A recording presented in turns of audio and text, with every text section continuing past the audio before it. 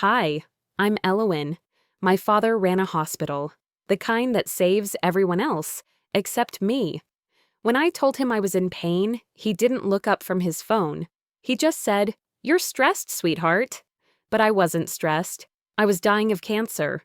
2 days later, while I lay under surgical lights, he raised a glass at his promotion party, talking about compassion in leadership. That night, before the music stopped, his entire career unraveled. Before we begin, tell me, where are you listening from and what time is it? Because once you hear what happened next, you'll never look at family, love, or silence the same way again. Why? The pain started as a stitch, the kind you'd get after running too fast, except I hadn't run in years. It crept along my right side, sharp enough to stop me mid-sentence in the lab. I brushed it off, too much coffee, too little sleep. Another 12-hour day staring at charts that blurred into one another. But that night at dinner, when the ache returned, twisting deeper, my fork clinked against the plate, and my father's voice filled the quiet. "Sweetheart," Sterling said, swirling his wine like it had done him some personal favor. "You've always carried too much stress. Take a vacation, go to Galveston for the weekend." He didn't look up. He never did when he thought he was being kind. Across the table, Cassian's eyes flicked toward me. Just a moment, half concern, half warning.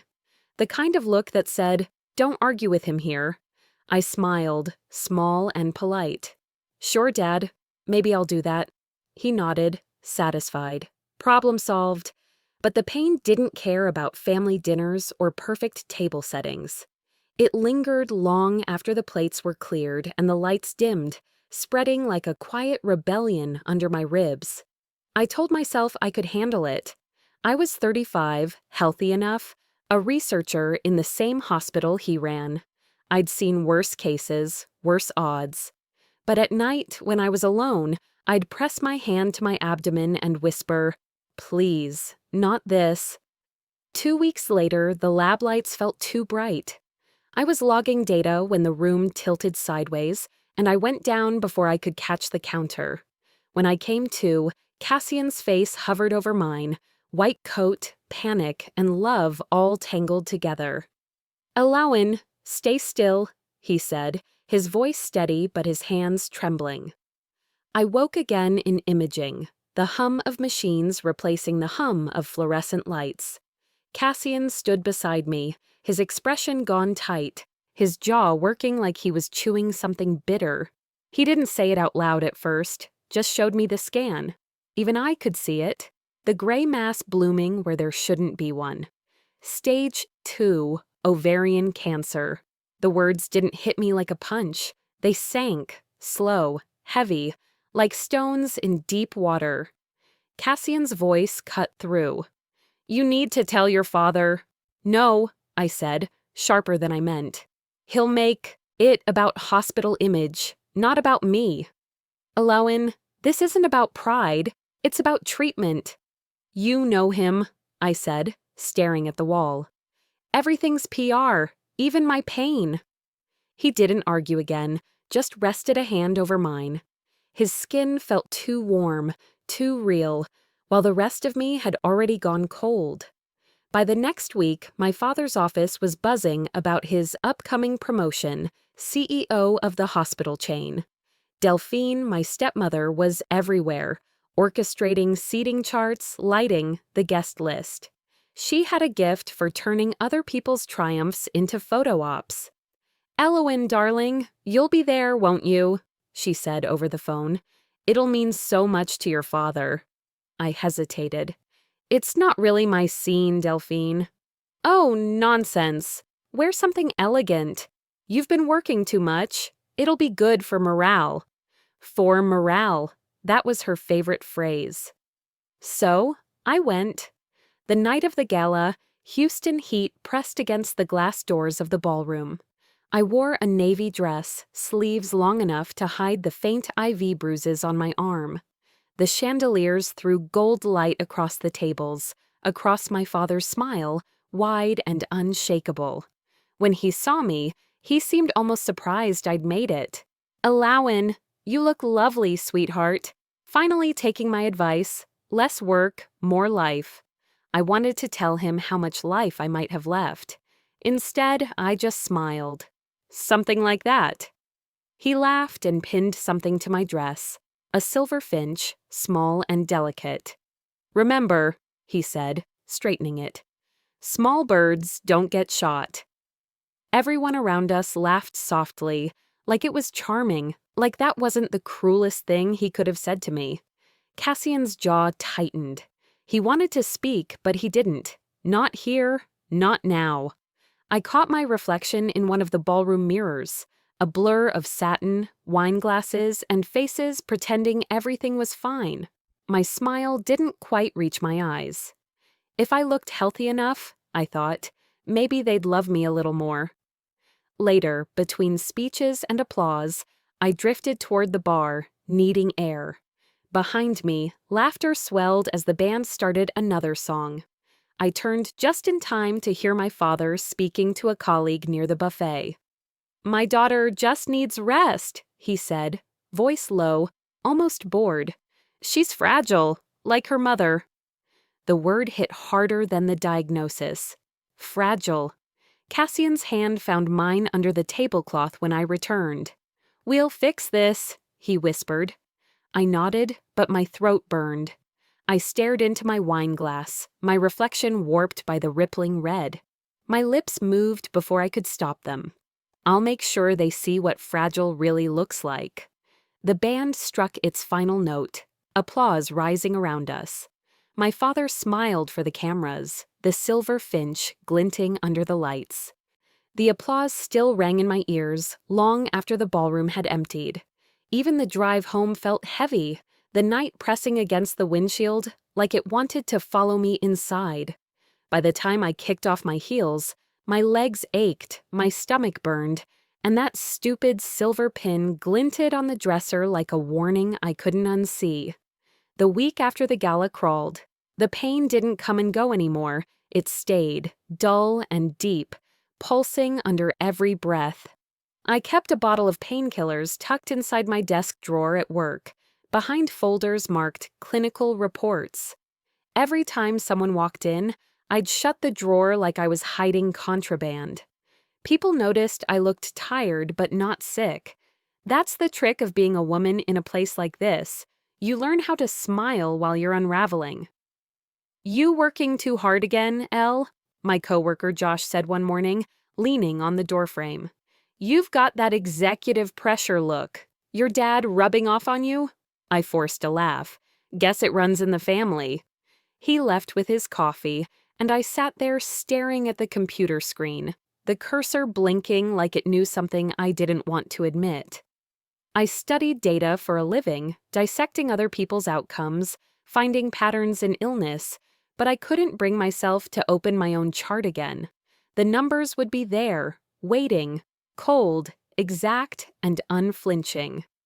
Cassian stopped by my office that afternoon, still in scrubs, his stethoscope hanging loose around his neck. He didn't smile this time. "You can't keep doing this," he said quietly. "Doing what?" "Pretending this is fine." "I'm managing it," I said. "The meds help." He shook his head. "They're helping you pretend. That's all." When I didn't answer, he stepped closer, his voice softening. "Let me schedule surgery. My team will handle it quietly. No press, no hospital gossip." I wanted to say yes. I wanted to stop fighting my own body. But all I could picture was my father's face, his disappointment sharpened into control. "He can't know," I said finally. Cassian met my eyes. "Then we do it off the books. But not much longer, Elowen. You're running out of time to choose."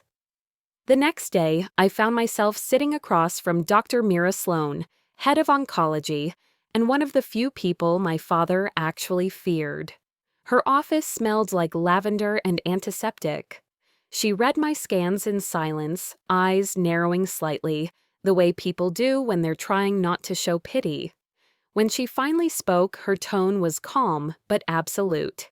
"You don't have stress, Elowen. You have cancer and it's spreading." My hands went cold around the cup of water she'd given me. I tried to focus on the condensation running down the glass. "How bad?" "Contained for now," she said, "but you don't have months to wait. Surgery should be scheduled as soon as possible." I nodded, though the word surgery echoed like a shout. In an empty hall, Dr. Sloan slid a form toward me. "You'll need to sign consent. And Alawan, someone has to be listed as your emergency contact." My pen hovered over the paper. "Cassian Hale," I said. "Chief of Surgery." She hesitated. "Your father doesn't know?" "No," I whispered, "and I want it to stay that way." Mira sighed, but she nodded. "Fine, you have my word, but secrecy comes with its own risks." "I'll take them," I said, signing. "He can't touch what he doesn't know about." When I left her office, I felt lighter for all of 10 minutes, until I saw Cassian waiting in the hallway, his expression torn between relief and guilt. "So it's set?" he asked. "Thursday morning." He exhaled slowly, nodding. "I'll assist." "You can't. If they find out, then at least I'll lose my job for something that matters." He said it so simply that I didn't know whether to cry or to hold him. We walked out together, side by side, but the space between us felt heavier than ever. By Tuesday, Delphine had called 3 times. I ignored the first 2, but on the third, her voice slipped through the phone like syrup. "Elowen, darling, your father needs confirmation for Saturday. Press will be there early." "I won't make it," I said, staring at my calendar. "I'm having a procedure done." "A what?" she snapped. "You couldn't schedule around the biggest night of your father's life?" "It wasn't exactly optional, Delphine." She sighed, that slow, performative kind of sigh meant to shame you. "You always pick the worst timing. 2 days of rest and you'll be fine. Just don't make this about you." The line went dead before I could answer. By Thursday night, my bag was packed. Soft clothes, a book I probably wouldn't read, and a toothbrush I'd forget to use. Cassian sat on the edge of the bed, scrolling through surgical notes on his tablet, his face lit blue by the screen. "He won't even notice I'm gone," I said quietly. "He will," Cassian replied without looking up. "Just not the way he expects." The silver finch pin sat on the nightstand beside me, its wings catching the lamplight. I picked it up once, turned it over, and set it back down. Leaving it there felt like the truest thing I'd done in weeks. When Cassian left, I sat in the dark, listening to the hum of the air conditioner. I didn't cry, not really. The tears came, but they were quiet, steady, like my body was exhaling something it didn't need anymore. Then my phone buzzed. A text from my father. "Don't be late for Saturday. We'll need the family photo." I stared at the screen until the light faded. Then I deleted the message, turned the phone face down, and whispered to no one. "You'll have your picture, Dad. Just not the one you planned." I didn't sleep that night. Every time I closed my eyes, I saw the silver finch glinting under the lamp, its tiny wings frozen mid-flight. At some point, I stopped trying to rest and just waited for the morning to come. When it did, it came too bright, too fast. By the time Cassian pulled up outside, I was already dressed, bag in hand. The hospital was only 15 minutes away, but the ride stretched like an hour. Neither of us spoke. The only sound was the rhythmic slap of the windshield wipers against drizzle that hadn't been forecasted. Funny how even the weather refused to cooperate. Inside St. Catherine's, everything smelled of antiseptic and coffee. A nurse guided me into a small pre-op room, too white, too quiet. Machines hummed softly beside me. My vitals blinked in green on the monitor, a polite reminder that I was still here, still measurable. Cassian stood at my bedside, mask hanging loose under his chin. Dr. Mira Sloan appeared a moment later, clipboard in hand, her calm presence steadying me more than the IV drip. "We'll take care of you. she said gently. I nodded, unable to form words. My throat was dry and my palms were cold. Cassian squeezed my hand, the same hand that once held scalpels, charts, coffee cups, everything that made me feel in control. Now it trembled. "You're going to wake up," he whispered, "and this will be behind you." I smiled weakly. "You sound like you believe that." He brushed a strand of hair from my forehead. "I have to." The anesthesia crept in slow, like warm honey spreading through my veins. The last thing I remember was the sound of Cassian's voice, steady, professional, and heartbreakingly tender, as the ceiling lights blurred into halos. Somewhere above me, the world kept spinning. While I was drifting into sleep, my father was sitting 3 floors up, leading a meeting about compassion in leadership. His presentation slides glowed on the wall behind him. Smiling families, hands clasped, hospital logos in soft blue. When his phone buzzed, he barely glanced at it. A message from his assistant. "Your daughter has been admitted for emergency surgery."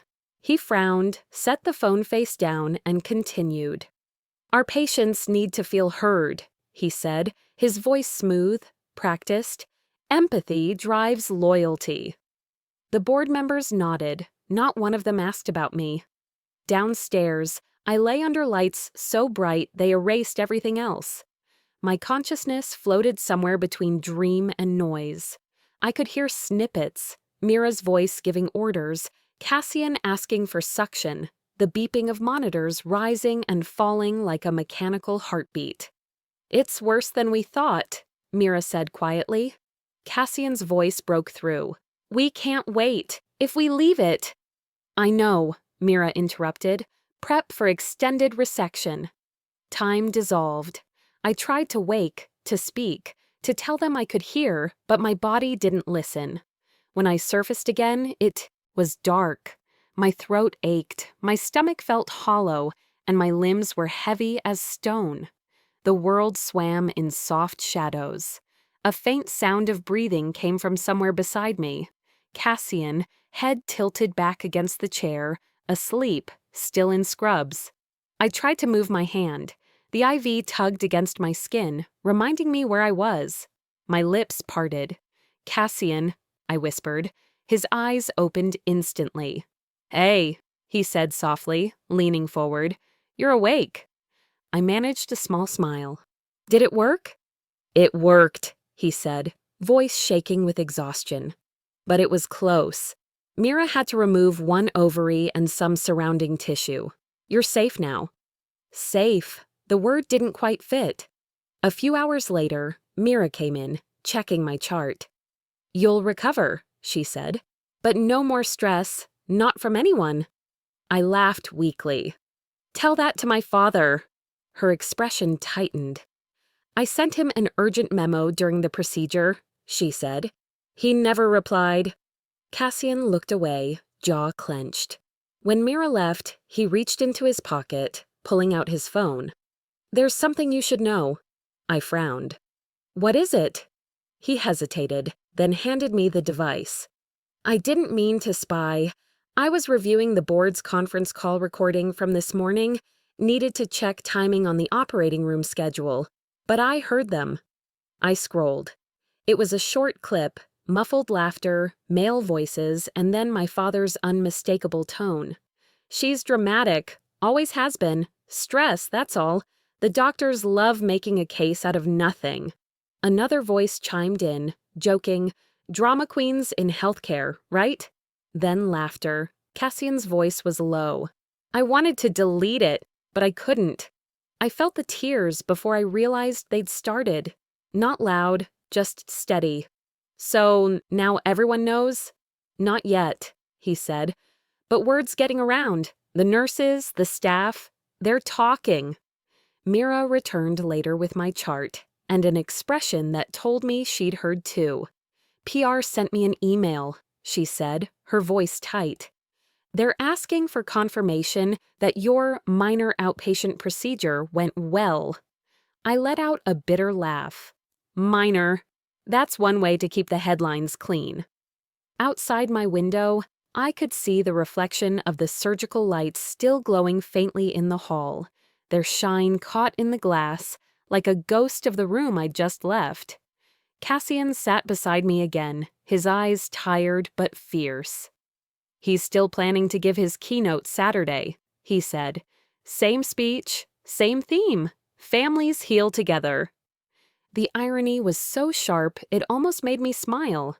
"Promise me something," I said. "Anything. When this blows up, and it will, don't protect him. Not this time." Cassian nodded. "When the music starts, the truth will too." The machines beside me beeped steadily, like a metronome keeping time for the storm that hadn't yet broken. Hours later, when the lights dimmed for the night, Mira sat alone in her office. Her screen glowed with the PR email, its subject line clear and polished. "Confirm, Vaughn family. Outpatient procedure completed successfully." She stared at it for a long moment, then closed the laptop without replying. Mira closed her laptop and sat back in the dark. Outside her office, the faint hum of activity drifted up from the event floor. Music, laughter, the clinking of glass. The gala had already started. 2 floors down, I could hear it too. Muffled bass and the faint echo of applause filtering through the vents. The contrast was almost surreal. Upstairs, chandeliers and champagne. Down here, fluorescent lights and the steady beep of my heart monitor. "Same building," I whispered, staring at the ceiling. "Different world." The IV tugged gently at my arm every time I shifted. I hated how fragile I looked. Pale, small, draped in a hospital gown that smelled faintly of antiseptic. I reached for the tablet Cassian had left by my bedside. The hospital's internal feed was still open. I could see the ballroom live. The crowd sparkled under golden lights. My father stood near the stage, tuxedo sharp, hair perfectly combed. Delphine hovered beside him, glittering like an ornament, one hand resting on his arm for the cameras. They looked untouchable, like the hospital was their kingdom and this night their coronation.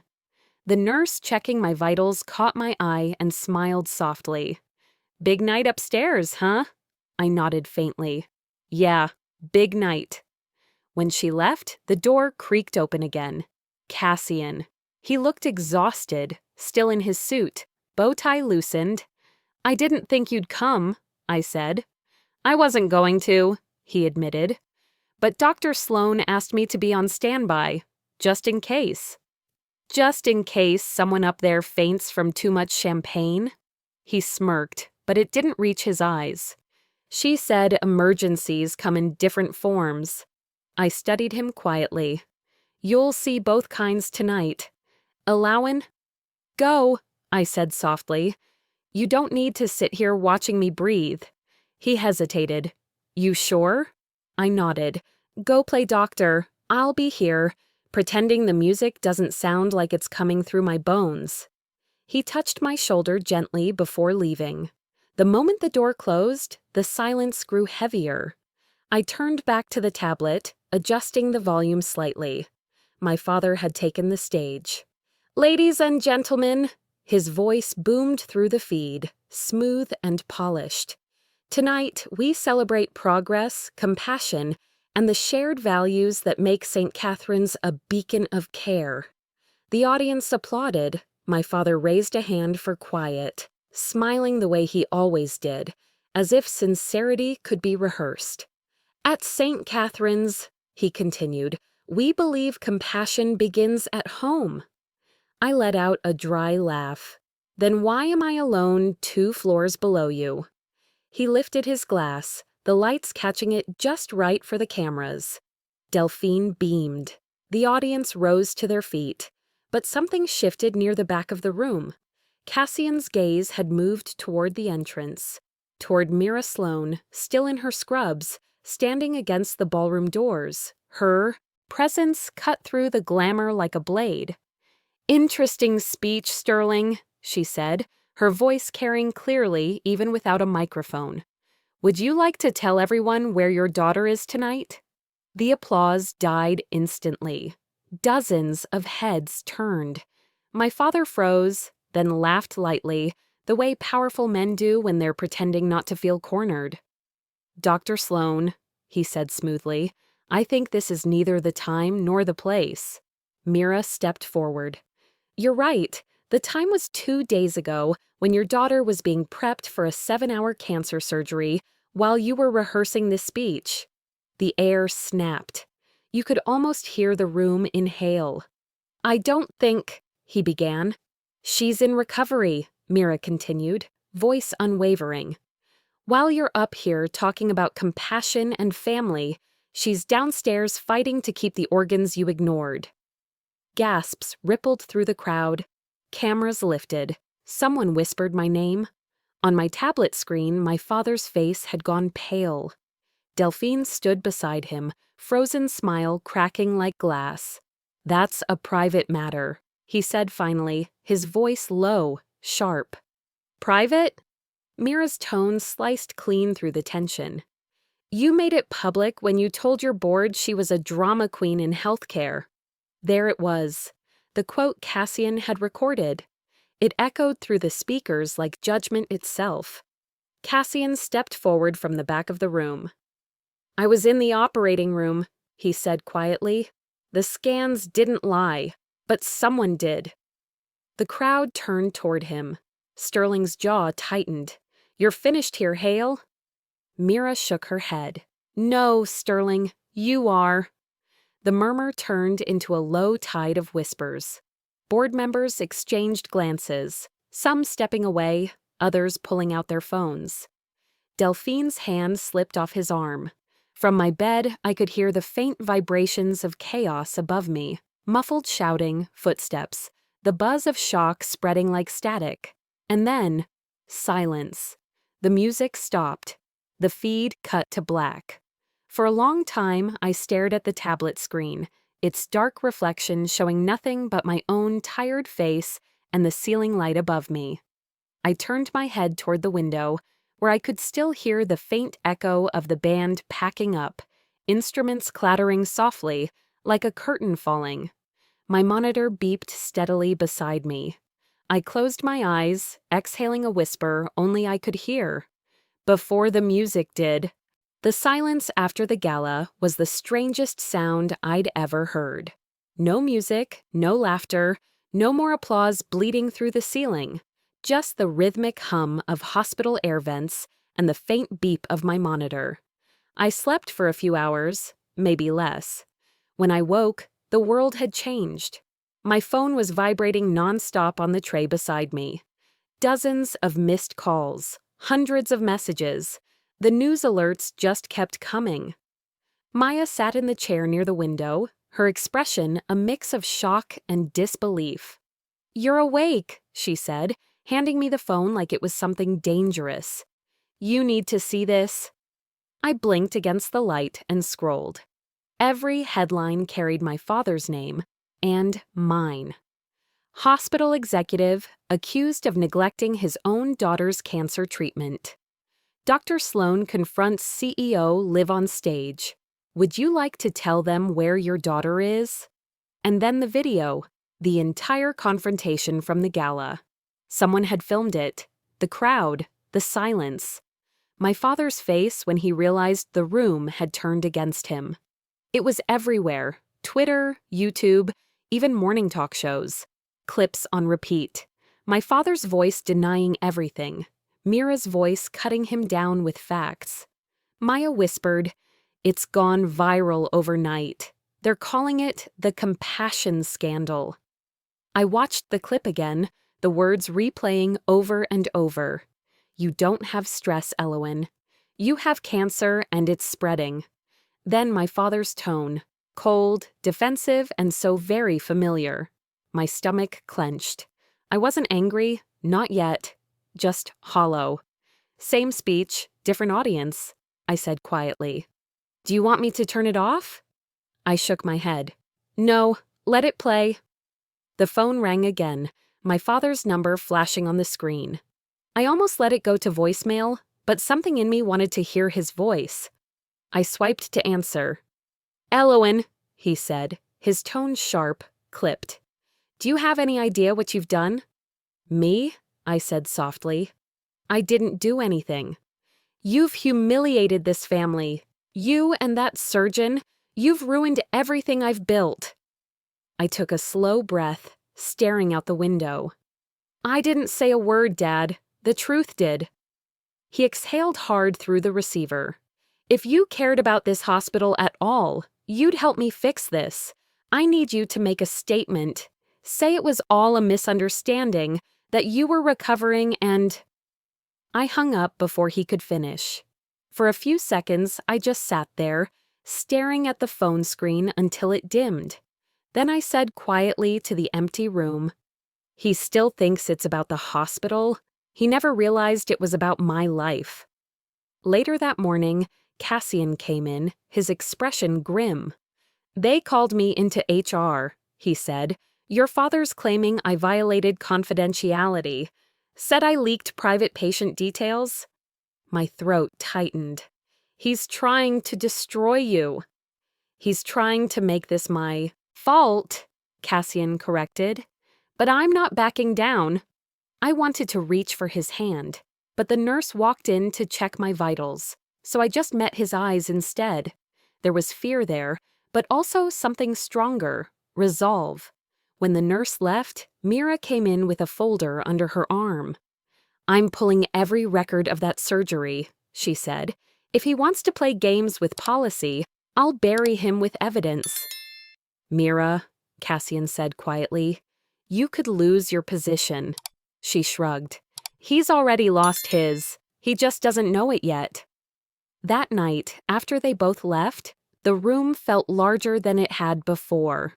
The hum of machines faded into the background, leaving me alone with my thoughts. My father's voice echoed in my mind. "You ruined everything I built." And he was right. I had. Just not in the way he thought. For the first time, I saw clearly what I'd been a part of. An empire of reputation, a house made of polished lies and charity galas, where image mattered more than integrity. And I'd finally cracked the foundation.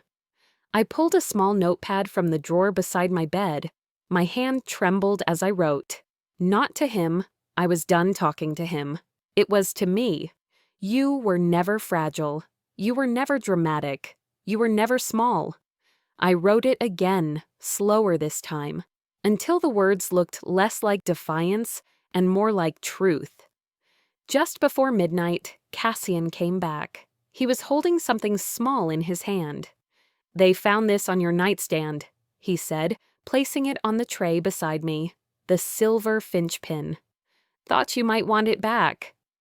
I looked at it for a long time. The bird's tiny wings gleamed under the hospital lights, the same lights that had once blinded me during surgery. I picked it up, turned it over, and set it down again. "I think I'll leave it here," I said quietly. Cassian smiled faintly. "Maybe that's the right place for it." I nodded. "Maybe." He stayed a little while longer, neither of us saying much. Outside the window, the morning light began to spill across the city, catching on the glass of nearby buildings. The same sun that had lit the gala now warmed the sterile room, and for the first time it didn't feel cold. When he finally left, I lay back, feeling the slow rhythm of my pulse syncing with the beeping monitor. I didn't know what would happen next, to him, to me, to the empire my father had built on silence. But I knew this was only the beginning. That evening, a nurse brought in the evening paper. The headline stretched across the front page. "Executive Leadership Under Review, Pending Investigation into Ethical Misconduct." I smiled faintly, folded the paper, and whispered to myself, "It's starting." The next morning arrived with an uneasy stillness, the kind that feels too calm to be real. Nurses spoke in hushed tones outside my door, their footsteps soft against the tile. Something in their silence told me everything I needed to know. He was coming. When the handle turned, the air shifted. My father stepped in, flanked by two men in suits, board members, though I didn't know their names. He was dressed impeccably, as always, but his face looked drawn, older than it had 2 days ago. Still, he carried himself like the world owed him its attention. He stopped near the foot of my bed, letting his eyes drift around the room, the flowers Cassian brought, the chart by my bed, the faint sound of the monitor beeping steadily. Then he sighed, deep and theatrical, as if the whole scene had personally inconvenienced him. "You've caused quite the circus, Elowin." I sat up straighter, my IV tugging at my arm. "No, Dad," I said quietly. "You caused it. I just stopped covering it up."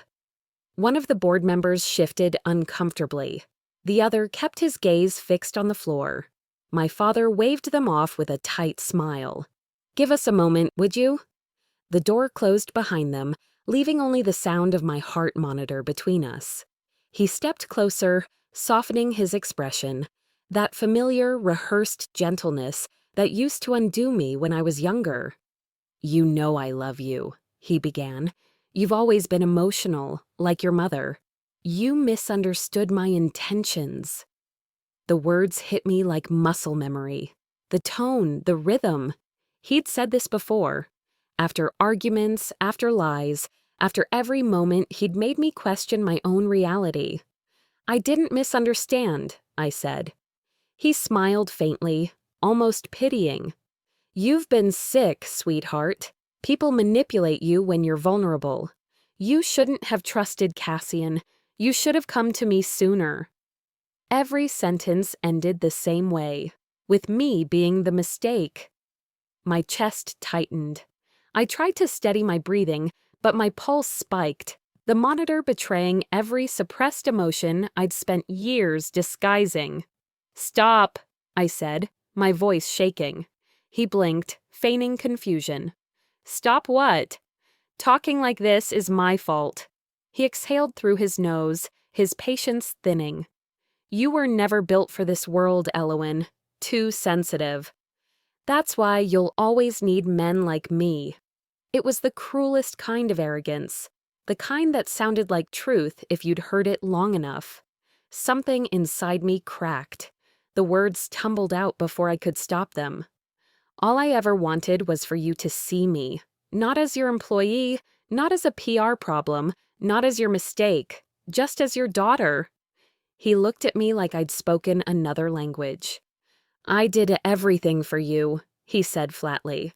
"I gave you stability, a future, a name."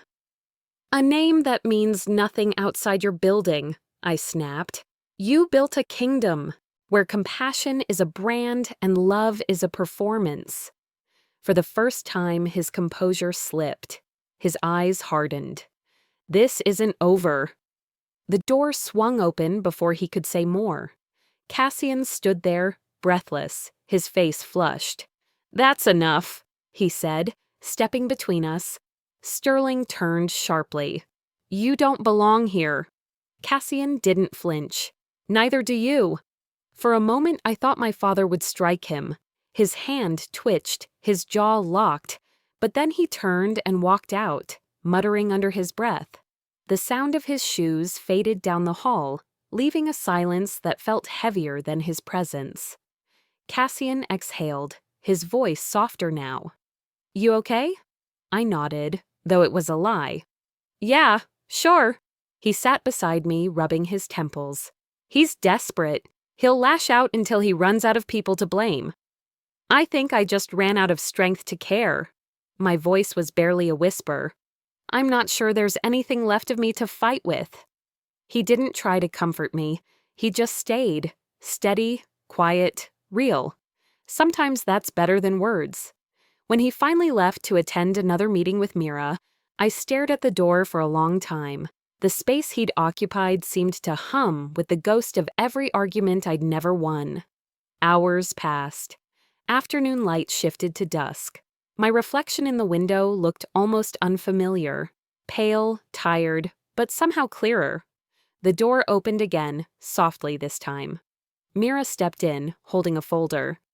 "Vitals look stable," she said, scanning the monitor. Then she set the folder on my table. "You should read this." I frowned. "What is it?" "Proof," she said simply.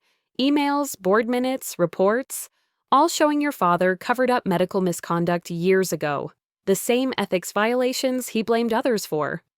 I stared at the folder, my pulse steadying. "Why give this to me?" She met my eyes. "Because you wanted truth. Handle it with integrity, something he never did." She turned to leave, pausing at the door. "And Elowin, don't let him turn this into another performance. Make it the ending it deserves." When she was gone, I reached for the folder with trembling hands. The papers inside were cold, clinical, black ink on white paper. But to me they felt alive. They pulsed with every injustice, every dismissal, every time I'd been told my pain was just stress. I closed the folder, my fingers tracing the edge like it was something sacred. Then I whispered, almost to myself, "He said compassion begins at home. Let's see how it feels when it ends there, too." The next morning, the air inside St. Catherine's felt heavier than usual, like the building itself was holding its breath. My body was still weak, but my mind was clear. I dressed slowly, choosing a simple gray dress instead of the hospital gown, and pulled my hair back into a low bun. Cassian waited by the door, his hand resting on the back of my wheelchair. "You don't have to do this today," he said quietly. "I do," I replied. "If I wait, he wins the silence again." Mira joined us in the hallway, a tablet under her arm. She gave me a firm nod. "They've gathered everyone. He's already in there." We moved through the corridors together, me in the chair, Cassian walking beside, Mira leading the way. The staff avoided our eyes, whispering in corners. By the time we reached the boardroom, the murmurs had gone completely still. The double doors opened to a sea of suits. 12 board members lined the long mahogany table, their faces tight and unreadable. My father sat at the head, calm, polished, a man rehearsed for every crisis but this one. He didn't stand. "This," he began smoothly, gesturing vaguely toward me, "is a misunderstanding, a family matter that's been exaggerated by outside influence." I let Cassian wheel me to the opposite end of the table. My voice when I spoke was low but steady. "Then let's clear it up, shall we?" A few heads turned. Even now I could see that mix of pity and curiosity in their eyes, the kind people save for car wrecks and fallen kings. Mira connected her tablet to the main screen. The first document flashed up, an internal email chain from my father's account. His dismissive responses to staff concerns. His mockery of a nurse who'd asked for leave after a miscarriage. His denial of funding for patient programs while approving a private gala. Page after page appeared. Timestamps, signatures, replies. The room began to shift, energy thinning into disbelief. One of the board members whispered, "My God!" My father's jaw tightened. "This is a violation of confidentiality," he snapped. Mira didn't flinch. "Ethics violations override your privacy, Sterling." His name, spoken without title, hit him harder than anything else that morning. I leaned forward slightly. "You told me my cancer was stress," I said softly. "I guess stress runs in the family, just not in the way you think." The words hung there, quiet but sharp enough to cut through the hum of the air conditioning. He slammed his hand on the table. "Enough!" His voice cracked. "She's emotionally unstable. You've all seen the media frenzy. She's not well. She's being manipulated by that surgeon." Cassian stood, eyes locked on him. "The surgical records, scans, and reports are all here. Everything is documented, time-stamped, verified. The only exaggeration in this room is your title." A few board members shifted uncomfortably. The chairwoman, and see how older woman with silver hair and the calm of someone who'd seen too many power games, leaned forward. Sterling, do you deny sending these messages? He hesitated. They've been taken out of context. Then explain this one, she said, scrolling to another message. His words projected in bold letters across the wall. Optics over empathy, always. Silence. He was cornered, and he knew it. Desperation flickered in his eyes. The same look I'd seen years ago when he tried to rewrite every argument, every truth, until it bent to his will. Then, suddenly, he smirked. If we're showing documents, I have one too. He pulled a folder from his briefcase and slid it across the table toward the board. Proof that Dr. Hale manipulated patient files for personal reasons. Cassian stiffened. Mira's eyes narrowed. She picked up the document, scanned it, then turned it around for everyone to see. This file was edited yesterday, she said coldly.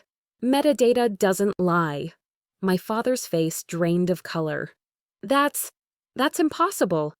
It's not, Mira said. It's forged. Badly. The chairwoman folded her hands. Sterling, this is no longer about your daughter. You've endangered this institution, compromised patient care, and falsified documentation. That's not leadership. That's negligence. He stood, voice breaking. I built this place. Every wall, every program. I met his eyes, calm now.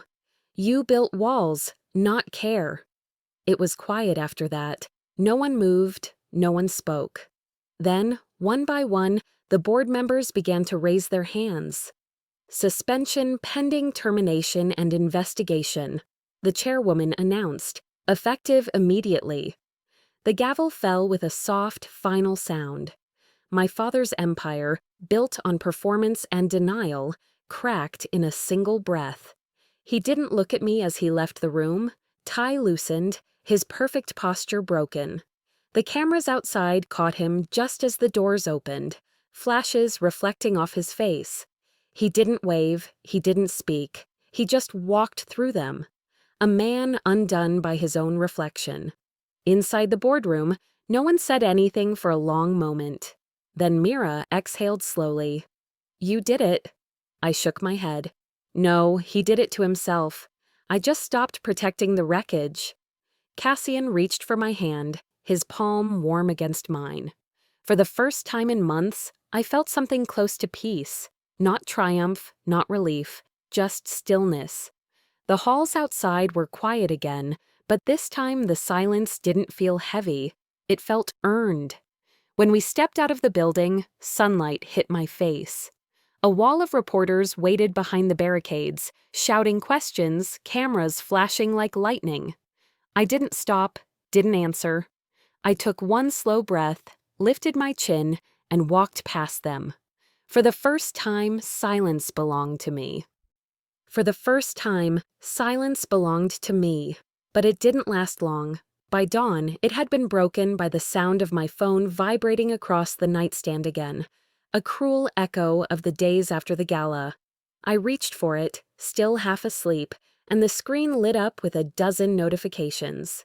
At first, I thought it was more support messages. Then I saw the headline, Hospital Whistleblowers, Fiancé, Accused of Data Manipulation. Beneath it was Cassian's photo, not smiling, not proud like he usually was, but cold, taken from his employee ID badge, cropped without permission. The story accused him of falsifying surgical data, covering up patient files, and coercing me into defaming my father. Every line was a twist of the knife. He hadn't just lost his job. Sterling was trying to take his name, too. I scrolled further, my stomach turning. News anchors debated whether I'd fabricated my illness to gain attention. Comment sections overflowed with strangers dissecting my life like a crime scene. Mira's voice crackled through my phone before I could even call her. Don't read any more of it, she said firmly. It's another smear job. He's using the same tactics he used on others. Only this time, it's public. How did they get the files? I asked. He gave them everything. False records, doctored emails, staged quotes. He's trying to make you radioactive, so no one will ever believe you again. I stared at the screen, at my own face beneath the headline, the one word that repeated like an accusation, whistleblower. My hands shook, but my voice didn't. Then we don't defend ourselves quietly anymore. Cassian was pacing the hospital corridor when I found him. His eyes were hollow, his phone clutched like it might bite. They're saying I know, I interrupted, and I know it's him. He dragged a hand down his face. Allow in, please. Don't get dragged into this circus. The truth will come out. We just have to wait. I looked up at him. He used the media to bury me once, when I was too sick to fight. I'm not that woman anymore. He knew the look in my eyes. He'd seen it before, the night I refused to let Sterling's lies define me. He didn't argue again. I called a journalist I'd met months ago, a woman named Rhea Collins who'd been chasing the hospital's malpractice rumors for years. Her voice, when she picked up, was calm but sharp. "I've been waiting for this call," she said. By afternoon, the plan was in motion. A live interview, Channel 9. No scripts, no edits, just truth.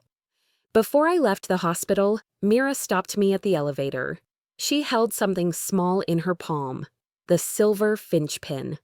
"You should wear it," she said. I stared at it for a moment. I thought I'd left that behind. "You did," she replied. "But now it doesn't belong to him. It belongs to you." I pinned it to my blazer, right above my heart. When the elevator doors opened, I saw my reflection in the steel, pale, scarred, but standing straight. For the first time, I didn't look like someone surviving. I looked like someone ready. The studio lights were blinding, but not harsher than the truth. Rhea greeted me with a handshake and a quiet, "Whenever you're ready." When the cameras rolled, the host smiled in that calm, rehearsed way journalists do. "Dr. Hart, the country's been watching your story unfold. Why speak now?" I met his gaze. Because silence protected the wrong people. Because someone once told me my pain was just stress. And I believed him until it almost killed me. The studio went still. I could feel the weight of every unseen listener leaning closer. I spoke slowly, deliberately, not to destroy anyone, but to restore something, dignity, truth. I told them about the years of cover-ups, the emotional manipulation, the moral blindness dressed up as leadership. I didn't name my father, but I didn't have to. Everyone knew. Halfway through, the producer motioned to Rhea. She glanced at me, uncertain, then pressed a button on her console. "Dr. Hart," she said softly, "we've just received an audio file you might want to hear." The studio speakers crackled to life. My father's voice filled the room, recorded and sent anonymously. "If she doesn't retract this, I'll destroy her and that surgeon both." The sound of it, calm, deliberate, dripping with arrogance, froze the air. Rhea turned to me. "Would you like to respond?" I didn't blink. "He already did," I said quietly. "But I rebuilt myself anyway." The room erupted in whispers. Cameras zoomed closer. Somewhere behind the glass, a producer whispered into a headset, "We're live streaming history." By the time the interview ended, I knew what would come next. Within hours, the clip spread across every platform. Headlines shifted, public opinion flipped. For once, the truth didn't need defending. It stood on its own. By evening, the hospital issued a statement. I read it on my phone while sitting in the studio parking lot, the words almost surreal. "Effective immediately. Kenneth Sterling has been terminated from his role pending federal investigation." Mira texted a single line. "He's finished." I stared at the screen before replying, "No, he's finally human." Cassian met me outside the building, his tie loose, his eyes tired but bright. "You were brilliant," he said. "I was terrified," I admitted. He smiled faintly. "That's what makes it brave." We walked down the quiet street together, the air cool and light. Streetlights glowed above us like small suns, and for once, I didn't feel the weight of their brightness. The city felt different, not new, but honest. The finch pin caught the glow of a passing car, its silver wings flashing gold, a small, defiant shimmer. Across the street, the news ticker on the Via studio building scrolled my own words in electric red. Silence protected the wrong people. I watched it loop again and again, the letters blazing against the dark sky. Then I smiled, not with triumph, but with something gentler. "Now," I whispered, "it protects me." Morning came softly, as if the world had finally decided to whisper instead of shout. I woke to the sound of rain against the windows, not the harsh, stormy kind, but a steady, gentle rhythm that filled the air like a heartbeat. The curtains shifted in the early light, the room washed in pale gold. For the first time in months, I didn't wake to a hospital monitor or the buzz of my phone. Just quiet. The coffee pot hummed from the kitchen. The sound was small, almost tender. I swung my legs over the edge of the bed, letting my feet rest on the cool wood floor. The finch pin sat on the nightstand beside me. Under the soft light, it looked different. Lighter somehow, stripped of the weight it once carried. I picked it up, rolled it between my fingers, and smiled. It was strange. After all that noise, peace felt almost foreign. Outside, Seattle's morning rain fell in a curtain of silver. I watched the drops chase each other down the glass while I sipped my coffee. No reporters, no lawyers, no chaos. Just me, breathing, healing, existing. The phone rang again, but this time it wasn't dread that stirred in my chest. It was Mira. "The board's cooperating with the investigators," she said, her tone warm, lighter than I'd ever heard it. "Cassian's reinstated. The hospital's finally in good hands again." I let out a small breath I didn't realize I'd been holding. "And you?" I asked. She chuckled softly. "Still your doctor, still your friend." That made me smile. I think I finally believe that. When the call ended, I opened my laptop. My inbox was flooded. Hundreds of messages, most from people I didn't know. Nurses, patients, even a few strangers from across the country. One subject line caught my eye. "You saved more than your own life." The message was simple, just a few lines from a nurse who had worked under my father years ago. She wrote, "You gave us permission to stop pretending, to say what hurt and mean it." I pressed my hand over my mouth, the tears coming before I could stop them. But this time they didn't sting, they didn't carry shame, they were clean. By mid-morning, I felt the pull to move, to go somewhere that mattered. The kind of quiet that heals can also ache if you stay still too long. So I grabbed my coat, my keys, and drove north toward the old house my mother had loved. The drive was calm, the sky a soft gray that smelled of rain and cedar. When I reached the property, everything looked smaller. The porch, the garden, the wooden fence where I used to sit as a child. But the lavender bushes were still there, just like she'd planted them. I knelt in the dirt, letting the damp earth stain my hands. I pulled a few weeds, trimmed a branch, and then reached into my pocket. The finch pin lay in my palm, small, silver, glinting faintly through the mist. "You don't need to fly anymore," I whispered. "You're home." I buried it gently beneath a new lavender sprig, pressing the soil down with care. It wasn't an act of revenge. It wasn't even closure. It was release, a way of saying goodbye without bitterness. When I stood, the rain had thinned to a drizzle. Somewhere nearby, a bird sang, a high, clear note that broke the stillness. I turned toward the sound. A finch perched on the old garden fence, feathers puffed against the chill. It stayed for only a heartbeat before lifting off into the gray sky. I smiled, watching it disappear. The symbol that once chained me to my father's idea of smallness now belonged to no one, not even me. It was free. A car door closed behind me. I turned to see Cassian walking up the path, 2 mugs of coffee in his hands. His tie was gone, his sleeves rolled, his smile quiet. "You really buried it?" he asked. "No," I said, taking the mug from him. "I planted it." He looked at the fresh mound of soil and nodded. "You think he'll ever understand what he lost?" I took a sip, the coffee warm against the cool air. "He doesn't have to," I said. "I do." We sat on the porch, watching the rain fall steady and clean across the garden. The world didn't feel heavy anymore, just alive. After a long silence, I spoke softly.